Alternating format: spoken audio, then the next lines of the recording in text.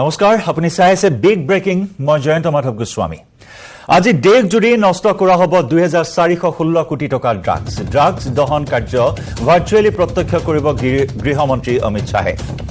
দেশৰ ভিন্ন প্ৰান্তৰ লগতে গুৱাহাটীৰ দুটাকৈ স্থানত দাহ কৰা হ'ব ড্ৰাগছ গড়চুক আৰু চন্দ্ৰপুৰত দাহ কৰা হ'ব ড্ৰাগছ অসমত দাহ কৰা হ'ব 1486 কিলোগ্ৰাম ড্ৰাগছ ৰাজ্যৰ বিভিন্ন প্ৰান্তত ড্ৰাগছ দহন কাৰ্যসূচী ৰূপায়ণ কৰা হ'ব গড়চুকত দহন কৰিবলগীয়া ড্ৰাগছৰ পৰিমাণ আমি জনাও গাঞ্জা 3154 কেজি 442 গ্ৰাম হেৰোইন 7 কেজি 262 গ্ৰাম টেবলেট নিচাজাতীয় টেবলেট 1,86,000টা ব্ৰাউন চুগাৰ 16 কেজি 88 গ্ৰাম কফ সিৰাপ 20,043 বটল অপিয়াম 2,230 কেজি 26 গ্ৰাম এই বৃহৎ পৰিমাণৰ ড্ৰাগছ আজি দহন কৰা হ'ব যাৰ বাবে প্ৰস্তুতি প্ৰায় সম্পূৰ্ণ হৈছে এক বৃহৎ আয়োজন এক বিশাল আয়োজন ড্ৰাগছ দহন কাৰ্যসূচী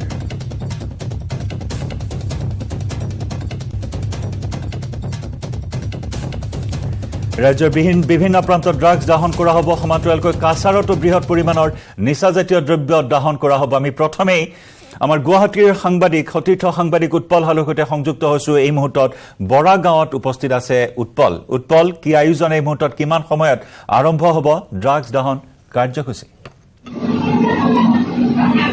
অৱশ্যে জয়ন্ত পূৰ্ব বাতৰিতে আমি উল্লেখ কৰিছিলোঁ ইতিমধ্যে 10 বজাৰ লগে লগে ভাৰ্চুৱেলি আৰম্ভ হৈছে আৰু মহানগৰীৰ বৰাগাঁৱৰ যি স্থানত ইতিমধ্যে জ্বলি থকা হৈছে মোৰ পিছফালে আছে আৰু পিছফালে অতিশয় দেখুৱাব এনেধৰণে যিসমূহ নিষিদ্ধ নিচাজাতীয় সামগ্ৰীসমূহ আছিলে সেইসমূহ ইতিমধ্যে জ্বলাই দিয়া হৈছে ধ্বংস কৰি দিয়া হৈছে ইয়াতে জইণ্ট চিপি উপস্থিত আছে CID লোক আছে আৰু সমান্তৰালভাৱে আৰক্ষী প্ৰশাসনৰ বহু সংখ্যক লোক উপস্থিত আছে এইটো হৈছে বৰাগাঁৱত থকা জয়ছোৱাল ৰলিং মিল আৰু সমান্তৰালভাৱে গুৱাহাটীৰ দুটা স্থান মই এটা স্থান হৈছে এয়া পশ্চিম বৰাগাঁও আৰু আন এটা স্থান হৈছে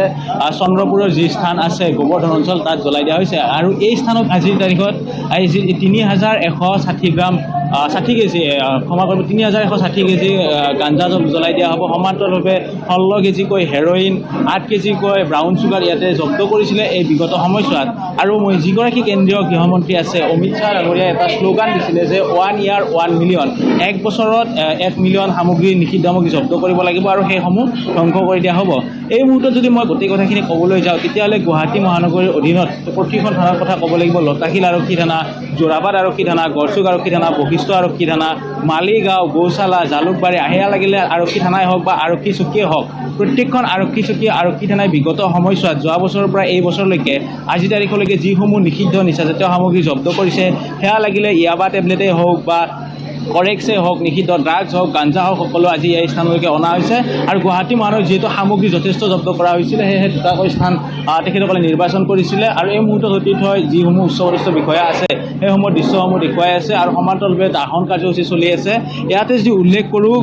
গড়চুকত অকল গাঞ্জা জ্বলোৱা হ'ব আৰু ইয়াতে অপিয়াম টেবলেট জ্বলাই দিয়া হৈছে সমান্তৰালভাৱে চন্দ্ৰপুৰ যি গোবৰ্ধন অঞ্চল আছে তাতো কিন্তু ইতিমধ্যে দহন কাৰ্যসূচী অনুষ্ঠিত হৈছে কেন্দ্ৰীয় গৃহমন্ত্ৰী অমিত শ্বাহ ডাঙৰীয়াই ভাৰ্চুৱেল যোগেদি তেখেতসকলে সেইসমূহ ব্যৱস্থা কৰি আছে আৰু ইয়াতে প্ৰতিখন কোৰ্ট কিমান পৰিমাণৰ ড্ৰাগছ জব্দ কৰা হৈছিলে গাঞ্জা জব্দ কৰা হৈছিলে সেইসমূহ তাত উল্লেখ কৰা আছে আৰু এইখন গড়চুক থানাৰ পৰা আছে সতীৰ্থই দেখুৱাব এয়া গড়চুক লিখা আছে গড়চুক থানাৰ কেছ নাম্বাৰ 386 জব্দ কৰা হৈছিলে এনেদৰে অকল গড়চুক থানাই নহয় বিশেষকৈ যদি উল্লেখ কৰোঁ যোৰাবাট আৰক্ষী থানায়ো কিন্তু যথেষ্ট সফলতা লাভ কৰিছিলে DCP ছাৰক দেখিছোঁ সমান্তৰালভাৱে জইণ্ট CP ছাৰক দেখিছোঁ আৰু ইয়াতে উচ্চপদস্থ বিষয়াসকল আছে আৰু এনেদৰে দহন কাৰ্যসূচী এতিয়া চলি আছে 10 বজাতে আৰম্ভ হৈছিলে 1 ঘণ্টা উকলি গ'ল 1 ঘণ্টাতো কিন্তু জ্বলাই শেষ কৰিব পৰা নাই আৰু বহু পৰিমাণৰ সামগ্ৰী আছে ইফালে যিফালে চোৱা যায় সিফালে অকল সামগ্ৰীৰে ভৰ্তি হৈ আছে এয়া যিসমূহ বস্তা দেখিবলৈ পাইছে আৰু মোৰ পিছফালেও কিছু বস্তা আছে ভৰ্তি থৈ দেখুৱাব নীলা কালাৰৰ চিল কৰা আছে সকলোফালে এতিয়া এয়া নিষিদ্ধ নিচাজাতীয় সামগ্ৰী যিহেতু পয়োভৰ ঘটিছিলে বিশেষকৈ এইখন চৰকাৰে যেতিয়া তত্ত্বাৱধান লৈছিলে আৰু তেতিয়াই কৈছিলে যে নিষিদ্ধ ড্ৰাগছৰ বিৰুদ্ধে জেহাদ ঘোষণা কৰা হ'ব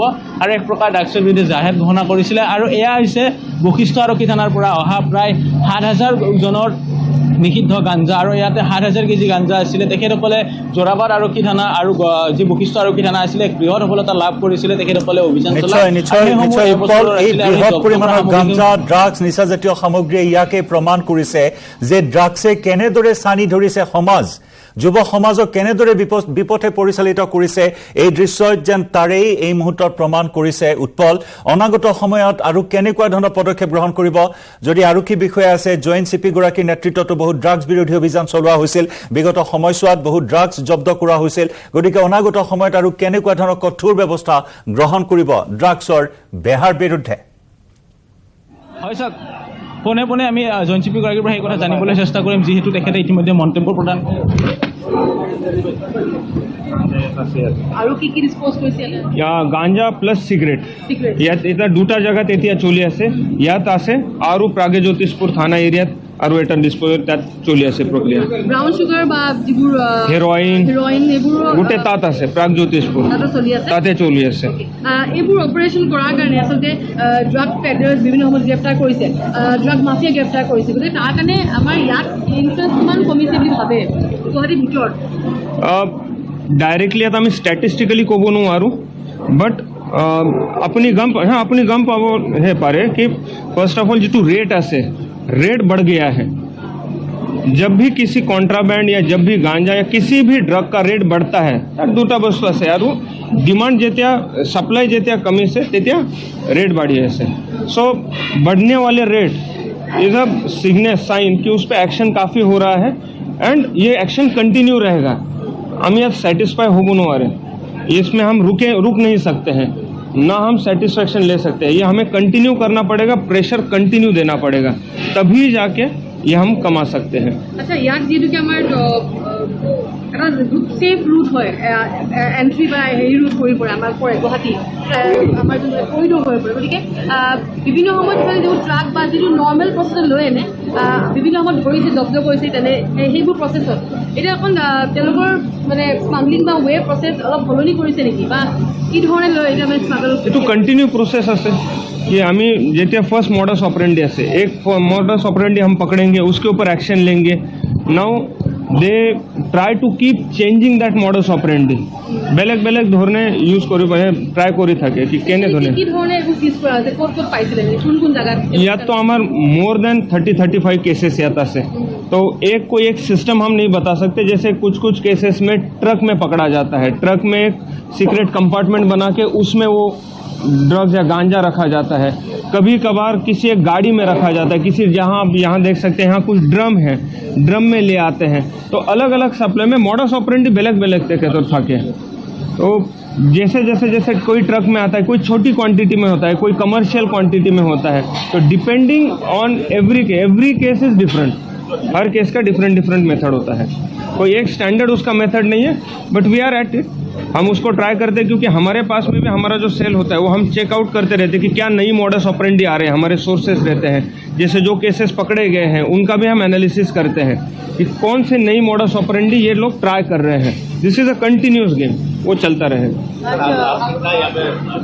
3100 के बेसी আছে ইয়াত কেজি গাঞ্জা ইয়াত আমি ডিস্ট্ৰয় কৰিছোঁ। কোন কোন ডিপাৰ্টমেণ্ট আছে ইয়াতে জইন চলিছে আপোনালোকৰ? ইয়াত ড্ৰাগ ডিছপ'জেল কমিটি আছে, তাত আমাৰ হেল্থ ডিপাৰ্টমেণ্টৰ অফিচাৰ আছে, তাত চিভিল ডিপাৰ্টমেণ্টৰ অফিচাৰ আছে, তাত NCB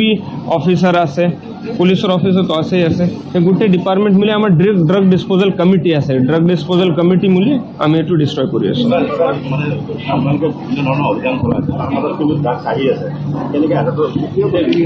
মই যিটো এতিয়া কৈছোঁ অলৰেডি, তাত দুটা বস্তু আছে, এটা আছে ডিমাণ্ড আৰু এটা আছে ছাপ্লাই। আমি যিটো একশ্যন কৰি আছোঁ এইটো ছাপ্লাই চেইন যিটো আছে এইটো ব্ৰেক কৰিবৰ কাৰণে,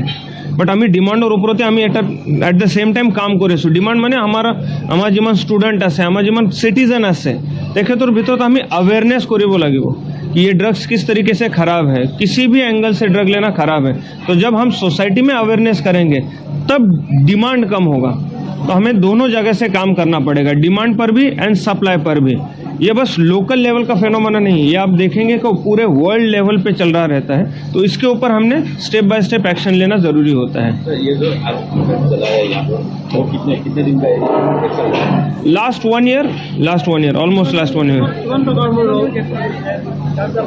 এই কমপ্লিট ষ্টেটিষ্টিকেল কথা আমি আপোনাক পিছত ক'ব পাৰোঁ। আমাৰ যিটো টোটেল কেছ আছে আউট অফ দেট অলমোষ্ট 35 কেছেছত আমি গাঞ্জা আছিলে, ইয়াত আমি গাঞ্জা ডিষ্ট্ৰয় কৰি আছোঁ। যিটো হেৰইন,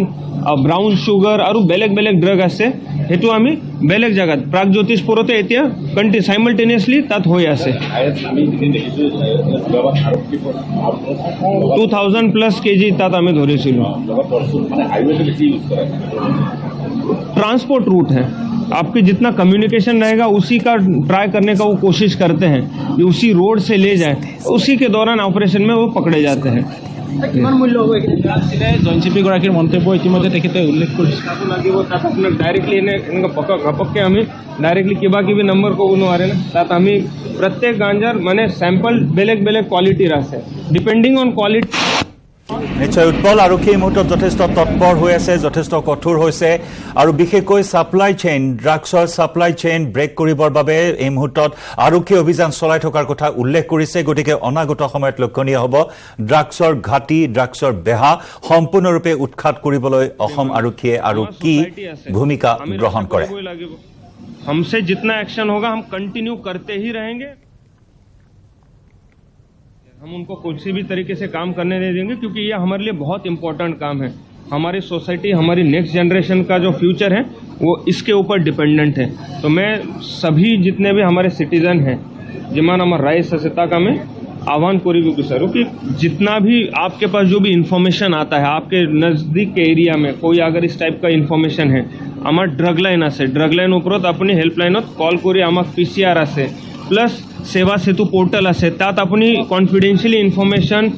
और इंटेलिजेंस इनपुट आमाक पास ऑन करिब पारे मेरा आह्वान सभी से है कि अलग अलग मेथड से हमारे पास आप जितना इनपुट आप दे सकते दे दीजिएगा क्योंकि जितना सोसाइटी सजग होता है उतना ही ये एंटी सोशल एलिमेंट নিশ্চয় নিশ্চয় উৎপল এই ক্ষেত্ৰত ৰাইজৰ সহযোগ লাগিব ৰাইজেও এই মুহূৰ্তত আগবঢ়াব লাগিব সহযোগিতা আৰু যিকোনো ধৰণৰ তথ্য থাকিলে আৰক্ষীক যোগাযোগ কৰিবলৈ ৰাইজলৈ আহ্বান জনাইছে ৰাইজক সজাগ হৈ থাকিবলৈ আহ্বান জনাইছে আৰক্ষীয়ে উৎপল ধন্যবাদ এটা বৃহৎ সংখ্যক বৃহৎ পৰিমাণৰ ড্ৰাগছ আমি ইয়াত আজি ডিষ্ট্ৰাকশ্যন কৰিম আৰু এই ডিষ্ট্ৰাকশ্যনত প্ৰায় আমাৰ ইয়াৰ মূল্য 150 কোটিতকৈ অধিক হ'ব বিভিন্ন আছে যেনেকৈ নিচাযুক্ত সামগ্ৰীৰ ভিতৰত আপোনাৰ ড্ৰাগছৰ ভিতৰত হিৰ'ইন আছে ব্ৰাউন চুগাৰ আছে তাৰ লগতে টেবলেটছ আছে আইৱাই টেবলেটছ আছে আৰু ফেন্সিডাইল যিখিনি কফ চিৰাপ আছে এনেকৈ কৰি আমি যিখিনি নিচাযুক্ত সামগ্ৰীৰ আমি ইয়াত চিজ কৰিবলৈ সক্ষম হৈছোঁ যোৱা 6 মাহত